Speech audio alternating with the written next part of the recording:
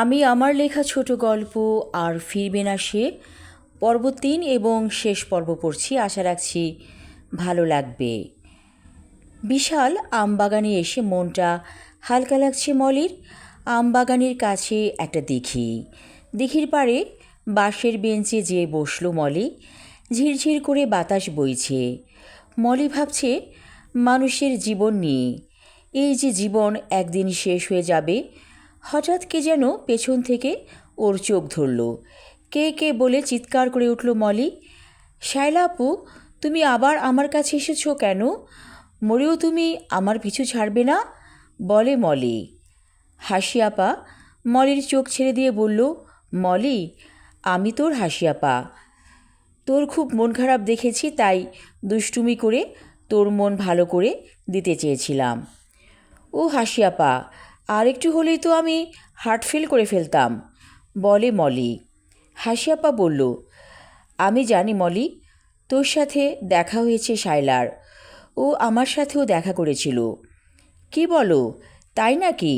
বলে মলি। আমি তখন কবরস্থানের কাছে ছিলাম। সবাই চলে যাবার পরও কিছুক্ষণ সেখানে ছিলাম, বলে হাসি আপা। তখন তীব্র আতরের গন্ধ মেখে শায়লা কাছে এলো। তুমি বুঝলে কি করে সেটা শায়লা আপু ছিল?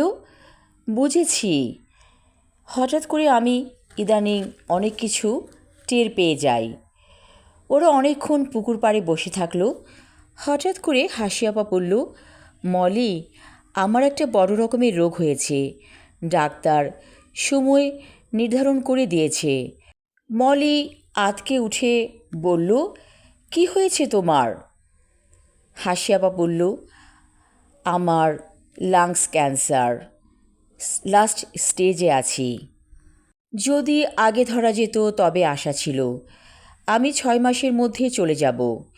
মলি ডুকরে কেঁদে বলল, বলো কি আপা, এত বড় চাপা কষ্ট বুকে নিয়ে তুমি আছো? মানুষকে বলে কি হবে রে? তোর দুলাভাই আমি মরে গেলে ঠিকই বিয়ে করবে। শুধু আমার কষ্ট মেয়েটাকে নিয়ে। বিয়ের কত বছর পর সিমলা এলো পৃথিবীতে। তোর দুলাভাই এখন দুহাত ভরে টাকা কামাই করছে, অথচ বিয়ের পর কত কষ্টই না করেছি। তোর দুলাভাই একটি মহিলার সাথে পরকীয়াতে লিপ্ত হয়েছে। আমি মরে গেলে ওকে বিয়ে করবে। একদিন আমি গোপনে তোর দুলাভাইয়ের ফোন থেকে মহিলাটির ফোন নম্বর নিয়েছিলাম। তারপর নিজেই মেয়েকে নিয়ে দেখা করেছি। আমি আমার রোগের কথা তাকে জানিয়েছি। মহিলাটির স্বামী মারা গিয়েছে, কোনো ছেলেপুলে ওর নেই। ও আমাকে কথা দিয়েছে আমার মেয়েকে দেখে রাখবে। মলি অবাক হয়ে তাকিয়ে আছে হাসি আপার দিকে।